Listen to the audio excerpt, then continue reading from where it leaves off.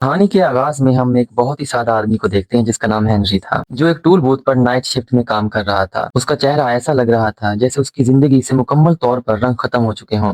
जब सुबह वो घर पहुंचा तो उसकी बीवी डेबी ने भी यही बात की कि वो उससे मोहब्बत नहीं करता। डेबी ने उसे याद दिलाया कि जब वो उससे मोहब्बत करता था तो सब कुछ मुख्तलिफ हुआ करता था। जब वो बात कर रहे थे कि अचानक बाहर से दरवाजे पर जोर से दस्तक हुई। जब हेनरी ने दरवाजा खोला तो उसका दोस्त एडी वहां खड़ा था। उसके साथ एक और आदमी भी था जिसका नाम जो था। उसकी हालत बहुत ज्यादा खराब, जो बार बार उल्टियां कर रहा था। चूंकि डेबी एक नर्स थी इसलिए वो उसे मदद के लिए अंदर ले आई। फिर एडी ने हेनरी को बताया कि उसकी बास्केटबॉल का आज मैच है। चूंकि जो की हालत बहुत खराब है वो इस हालत में मैच नहीं खेल सकती, इसलिए हेनरी को इसकी जगह खेलना चाहिए। हेनरी ने इनकार करने की कोशिश की लेकिन एडी ने उसे टी शर्ट पहनाई और अपने साथ ले गया। रास्ते में हेनरी ने जब पूछा कि खेल कहाँ होगा तो एडी ने कहा कि ज्यादा दूर नहीं है, बस तकरीबन 15 मिनट तक की दूरी है। थोड़ी देर बाद एडी ने हेनरी से गाड़ी रोकने को कहा और कहा कि वो थोड़ी देर में वापस आ जाएंगे क्योंकि वो सिर्फ खाना लेने जा रहे हैं। इसने हेनरी से ये भी कहा कि वो ही बैठा रहे और गाड़ी चलती रहने दे। लेकिन जाते हुए एडी और उसके दूसरे साथियों ने मास्क पहन लिए। हेनरी उन दोनों आदमियों को भी नहीं जानता था। उन तीनों ने बंदूकें निकाली और एक बैंक में दाखिल हो गए। बेचारा हेनरी अब भी नहीं जानता था कि एडी और उसके साथी यहाँ बैंक लूटने आए हैं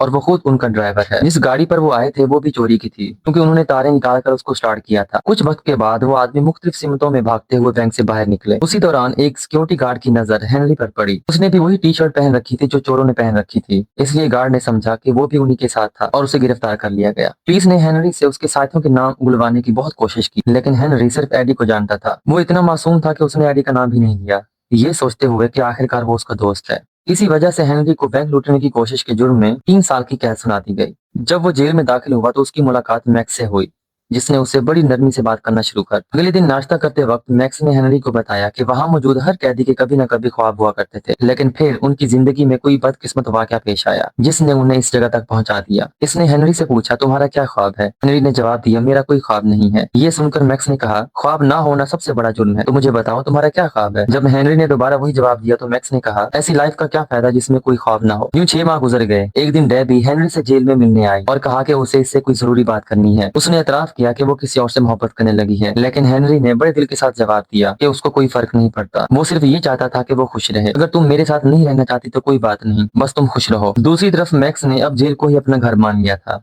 एक दिन दूसरे कैदियों ने उससे एक ऑफिसर के बारे में पूछा जिसने इससे कुछ सवाल किए थे। पिछली बार जब ऑफिसर ने तुमसे पूछा था कि अगर हम तुम्हें रिहा कर दे तो तुम क्या करोगे, तो मैक्स तुमने क्या जवाब दिया? पर मैक्स ने जवाब दिया, मैंने उसे बताया कि सबसे पहले तुम्हारे घर में दाखिल होऊंगा, उसके कुत्ते को मारूंगा, उसका घर जला दूंगा और वहां मौजूद हर जानदार की जबान काट दूंगा। फिर मैक्स ने हेनरी से पूछा, तुम कब रिहा होगे? हेनरी ने कहा, अगले महीने। ये सुनकर एक कैदी ने कहा, सब लोग हेनरी को एक अच्छा शरीफ आदमी समझते हैं। हेनरी ने भी इसरार किया था कि मैंने कोई जुर्म नहीं किया। इस पर मैक्स ने बताया, तुम जेल में वक्त गुजार चुके हो, इसलिए बाहर के लोग तुम पर कभी यकीन नहीं करेंगे कि तुम बेकसूर थे। जल्द ही हेनरी जेल से रिहा हो गया और उसने सबसे पहले जाकर डेबी से मुलाकात की। लेकिन जब दरवाजा जो ने खोला तो हेनरी को शदीद सदमा हुआ। डेबी अब जो के बच्चे की मां बनने वाली। ये देखकर हेनरी को एहसास हुआ कि उसकी जिंदगी मुकम्मल तौर पर कितनी बदल चुकी है। डेबी ने हेनरी को उसका सामान दिखाया और उससे पूछा कि वो आगे क्या करने वाला है। हेनरी ने कोई जवाब नहीं दिया। फिर जो आया और हेनरी को एक कारोबारी सौदे की पेशकश की। इसने अदालत में इसका नाम ना लेने पर उसका शुक्रिया भी अदा किया, लेकिन हेनरी ने जवाब दिया, मैं तो तुम्हारा नाम भी नहीं जानता, और खामोशी से वहां से चला गया। बाद में हेनरी उसी बैंक के सामने जाकर खड़ा हो गया जहां से सब कुछ शुरू हुआ था। अचानक एक गाड़ी ने उसे टक्कर मारी और वो जमीन पर गिर गया। गाड़ी एक औरत चला रही थी जिसका नाम जूली था। वो फौरन उसके पास आई और पूछा कि क्या वो ठीक है। एक बैंक गार्ड भी वहां पर आ गया और उसने उसे एम्बुलेंस बुलाने को कहा,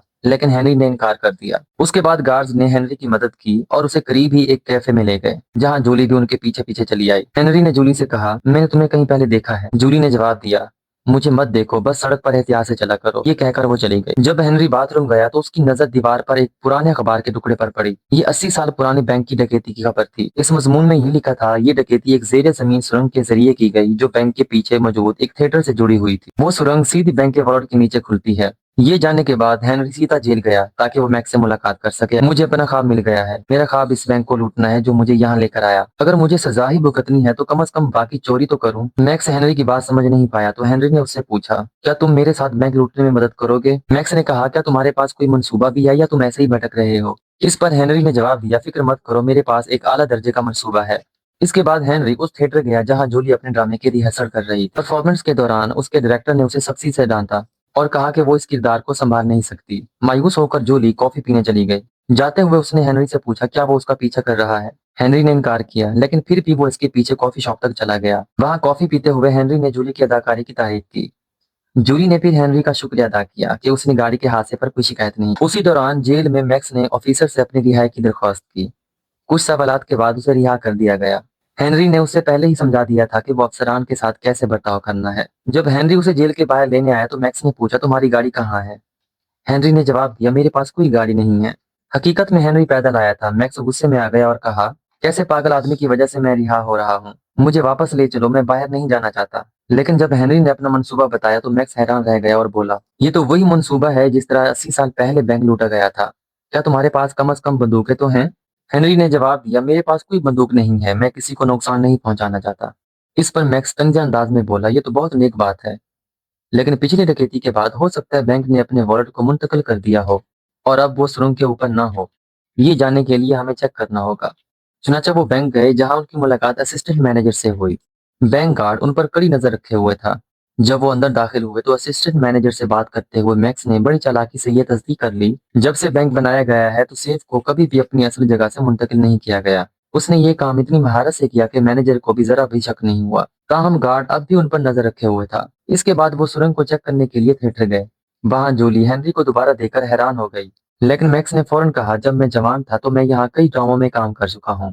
मैं हेनरी को ये जगह दिखाने लाया हूँ। अगर आपको एतराज ना हो तो एक नजर मैं अंदर डाल लूं। जब वो अंदर गए तो जूली ने मैक्स से पूछा, उसने कौन कौन से ड्रामों में काम किया था? मैक्स ने फौरन शेक्सपियर का नाम लिया। फिर उसने मजीद कहा, मेरी यहाँ बहुत सी यादें जुड़ी हुई हैं, इसलिए मैं थिएटर के हर कोने को देखना चाहता हूँ। इसी बहाने इजाजत मिल गई। जैसे ही मैक्स वहां से गया, जूली ने हेनरी से पूछा, क्या मैक्स उसके वालिद हैं?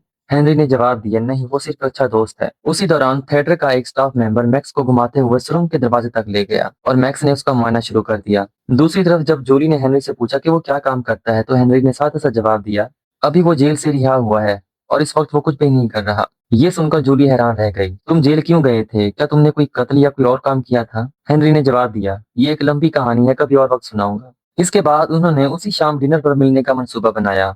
घर आकर मैक्स ने हेनरी को बताया कि सुरंग ग्रीन रूम की दीवार से होकर गुजरती है, इसलिए उन्हें हर हाल में उस ग्रीन रूम पर कब्जा करना होगा। लेकिन हेनरी ज्यादातर जूली के साथ अपनी मुलाकात की तैयारी में लगा हुआ था। उसने मैक्स से पूछा कि वो कैसा लग रहा है। मैक्स हंस पड़ा और बोला, तुम हमेशा की तरह बहुत अच्छे लग रहे हो। जाओ अपनी मुलाकात एंजॉय करो, मंसूबा बाद में बनाएंगे। मुलाकात के दौरान जूली ने हेनरी को बताया कि वो एक बड़ी अदाकारा बनना चाहती है, ऐसी जिसका नाम सब जानते हो। उसी शाम हेनरी ने उसे पूरी सच्चाई बताई कि वो जेल कैसे गया था और अब वो वाकई एक बैंक लूटना चाहता है। ये मंसूबा सुनकर जूली हैरान रह गई, लेकिन अब तक वो हेनरी की सोबत को पसंद करने लगी थी।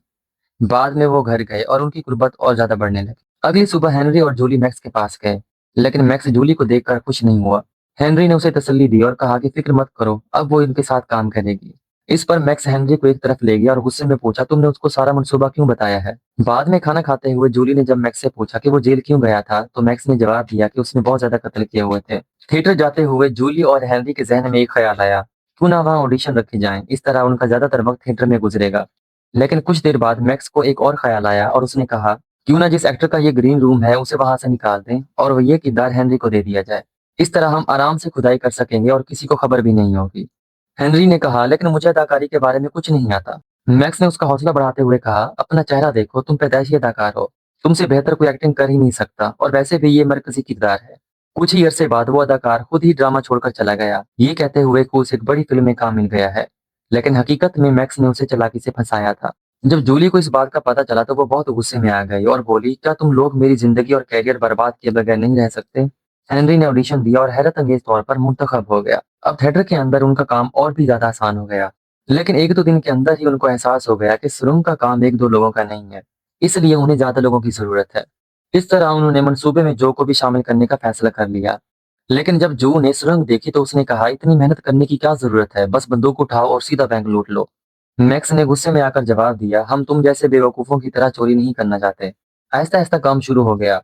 खुदाई के साथ साथ हेनरी ने अपनी अदाकारी के किरदार को भी बहुत संजीदगी से लेना शुरू कर दिया। अब हेनरी सिर्फ पैसा नहीं चाहता था, वो जिंदगी में कुछ और भी करना चाहता था। एक रात जब हेनरी काम के बाद घर वापस जा रहा था तो वही बैंक गार्ड जिसने उसको पहले गिरफ्तार किया था उसके सामने आ गया। गार्ड ने कहा, तुम वही आदमी हो जो उन लुटेरों के साथ था और अब मैं तुम्हें बार बार बैंक के पीछे थिएटर में जाते हुए देख रहा हूँ। इस बार मैं कुछ गलत नहीं होने दूंगा। हेनरी ने गार्ड को कहा कि वो उसके साथ आए और गाड़ी को एक सुनसान जगह पर ले गया। फिर उसने गार्ड से पूछा कि तुम क्या चाहते हो? गार्ड ने समझाया, हर महीने एक बार एक ट्रक हमारे पार्टनर बैंक से पैसे जमा करता है। उस वक्त उस बैंक के वॉलेट में तकरीबन 1 करोड़ डॉलर से ज्यादा होते हैं। इसके अलावा किसी और वक्त बैंक लूटने की कोशिश सिर्फ एक बेवकूफ ही कर सकता है। मैं तुम्हारा अंदर का आदमी बन सकता हूँ और अलार्म सिस्टम में तुम्हारी मदद कर सकता हूँ। अगले दिन थिएटर में जूली के रोने वाले मंजर के दौरान डायरेक्टर ने उससे कहा, तुमने कभी किसी से मोहब्बत नहीं की और ना ही तुम्हारा कभी दिल टूटा है। यही तुम्हारा मसला है। इस एहसास के बगैर तुम कभी भी बड़ी अदाकारा नहीं बन। वक्फे के दौरान जूली बाथरूम गई और रोने लगी। हेनरी ने उससे पूछा, क्या वो ठीक है? जूली बहुत ज्यादा रो रही और बोली, हाँ, मैंने कभी किसी से मोहब्बत नहीं की। मैं क्या करूँ, लेकिन मैं अदाकारा बनना चाहती हूँ। हेनरी ने उसे तसल्ली देते हुए कहा, तुम मुझसे मोहब्बत करती हो, बस तुम्हें अभी इसका एहसास नहीं, और मुझे यकीन है कि तुम एक अजीम अदाकारा बनोगी। फिर उन दोनों ने एक दूसरे को बोसा दिया। उसी रात जब मैक्स और हेनरी डकैती की मनसूबाबंदी कर रहे थे तो किसी ने दरवाजा खटखटाया। जब हेनरी ने दरवाजा खोला तो उसने जो और एडी को वहां खड़े देखा। एडी ने कहा, जो ने मुझे सब कुछ बता दिया है और अब मैं भी तुम्हारे मंसूबे का हिस्सा हूँ। लेकिन मैक्स को एडी फौरन नापसंद आ गया। उसने हेनरी से पूछा, ये नमूना कौन है? एडी ने जवाब दिया, मैं सब कुछ जानता हूँ, इसलिए अब तुम्हारे पास कोई और रास्ता नहीं है। मैक्स ने फिर कहा, कोई मुझे बताएगा ये अहमक कौन है? एडी झुंझला गया और बोला, मैं इस मंसूबे में हूँ और तुम इससे बाहर हो, बूढ़े आदमी। मैक्स ने सीधा उससे कहा कि वो यहाँ से चला जाए, लेकिन एडी ने दोबारा उसे बूढ़ा कहकर मजाक उड़ाया। इस बार मैक्स का गुस्सा काबू से बाहर हो गया और वो एडी को मारने के लिए उसकी तरफ बढ़ा। हेनरी ने किसी तरह बीच में आकर लड़ाई को रोक दिया। अगले दिन मैक्स और हेनरी थिएटर गए और उन्हें पता चला कि उनका शो सिर्फ चंद दिनों में खत्म होने वाला है। ये सुनकर दोनों परेशान हो गए। हेनरी ने कहा, मुझे नहीं लगता कि हम बैंक लूट पाएंगे। असल बात ये थी कि हेनरी जूली से मोहब्बत करने लगा था। वो जानता था कि बैंक लूटने के बाद उन्हें भागना पड़ेगा, लेकिन अब वो जूली को छोड़ना नहीं चाहता था। मैक्स ने गुस्से में उसे याद दिलाया, तुम मुझे जेल से बाहर लाए हो मेरी मदद करने के लिए, और अब तुम काम करने से इनकार कर रहे हो। मैंने अपनी पूरी जिंदगी सिर्फ बातें ही की हैं। मैं काफी अर्सा जेल में रहा और जब मैं बाहर आ गया हूँ तो मैं जरूर कोई जुर्म करूँ। उसी रात हेनरी की जूली से मुलाकात हुई और इसने उससे कहा, हमें शो के पहले दिन ही बैंक लूटना होगा, उसके बाद मैं कैलिफोर्निया भाग जाऊंगा। तुम्हें भी हॉलीवुड में काम करना है, तुम वहाँ मुझसे मिलोगी। ये सुनकर जूली को बहुत गुस्सा आ गया। उसने कहा, अगर तुमने जाना ही था तो फिर मुझे मोहब्बत पर यकीन क्यों दिलाया? तुमने मुझे सिर्फ थिएटर में दाखिल होने के लिए इस्तेमाल किया। मैं तुमसे कभी नहीं मिलूंगी। ये मेरी गलती है कि मैं एक चोर से मोहब्बत कर बैठी। आखिरकार शो का दिन आ गया और उसी दिन बैंक डकैती भी होनी थी। डायरेक्टर ने तमाम अदाकारों से कहा, आज तुम्हारा दिन है, जाकर अपना नाम बना दो, हमारे पास सिर्फ 10 मिनट बाकी हैं। उसी वक्त पैसों से भरा ट्रक बैंक पहुंच गया, बिल्कुल वैसे ही जैसे गार्ड ने उन्हें बताया था। हेनरी ड्रामे में अदाकारी कर रहा था, लेकिन जैसे ही उसे मौका मिला वो चुपके से अपने साथियों की मदद करने के लिए निकल गया। सब कुछ मंसूबे के मुताबिक हो रहा था। पहले उन्होंने एक आले की मदद से ईंटों की दीवार को तोड़ा, फिर जो ने वेल्डिंग मशीन इस्तेमाल करके लोहे की सेफ को काटा और उसमें एक बड़ा सुराख कर दिया। मैक्स ने गार्ड के इशारे मिलते ही पहले ही तार काट दी, जिससे अलार्म बंद हो गया। लेकिन अचानक एडी ने मैक्स पर बंदूक तान दी और उसे एक तरफ हटने का हुक्म दिया। इसने जो से कहा कि सारा पैसा गाड़ी में डाल दे। एडी के रवैये से जो को बहुत बुरा लगा और उसने कहा, ऐसा मत करो, ये ठीक नहीं है। उसी लम्हे हेनरी वहां पहुंच गया। एडी ने उसे भी डराने की कोशिश की और यहाँ तक कि बंदूक से मैक्स को मार मार कर गिरा दिया, जो उसे मुसलसल रुकने को कह रहा था, लेकिन एडी ने उसकी एक ना सुनी। आखिरकार मैक्स ने एडी के हाथ से बंदूक छीन ली और उसे मारना शुरू कर दिया। इसी अफरा तफरी में एक गोली चल गई और हेनरी की टांग को छूती हुई निकल गई। उधर हेनरी का ड्रामे में मंजर शुरू होने वाला था। लंगड़ाता हुआ वो फौरन स्टेज पर पहुंचा और अदाकारी करने लगा। एडी को मारने के बाद मैक्स ने उसे बांध दिया और फिर हेनरी, मैक्स और जो सारा पैसा लेकर भाग निकले। अचानक हेनरी ने गाड़ी रोकने को कहा। जो और मैक्स को समझ नहीं आया कि क्यों। हेनरी ने उनसे कहा कि वो उसके बगैर ही भाग जाएं, वो बाद में उनसे मिल लेगा। जब जो ने मैक्स से पूछा कि हेनरी कहाँ है तो मैक्स ने कहा, उसे जहन्नम में जाने दो, बस गाड़ी चलाते रहो। हेनरी वापस थिएटर की तरफ दौड़ा जहाँ जूली स्टेज पर परफॉर्म कर रही थी। लंगड़ाता हुआ वो स्टेज पर चढ़ा और उससे कहा, मैं तुमसे दूर नहीं जा सकता, मैं वाकई तुमसे मोहब्बत करता हूँ और तुम्हारे बगैर जिंदा नहीं रह सकूंगा। इत्तेफाक से उस वक्त ड्रामे में भी ऐसा ही एक मंजर था। ऑडियंस ने उस अदाकारी का एक हिस्सा समझा और बहुत मुतासिर हुए और जूली के जवाब के मुंतजिर रहने लगे। डायरेक्टर ने लाइट्स मदम कर दी और जूली को हाँ करने का इशारा दिया। आखिरकार जूली को एहसास हो गया कि हेनरी वाकई उससे मोहब्बत करता है। एक ताबील खामोशी के बाद उसने हाँ तो नहीं कहा, लेकिन उसके चेहरे के तासुरात ने सब कुछ ज़ाहिर कर दिया। यूं आखिर में हीरो को हीरोइन भी मिल जाती है और पैसा भी।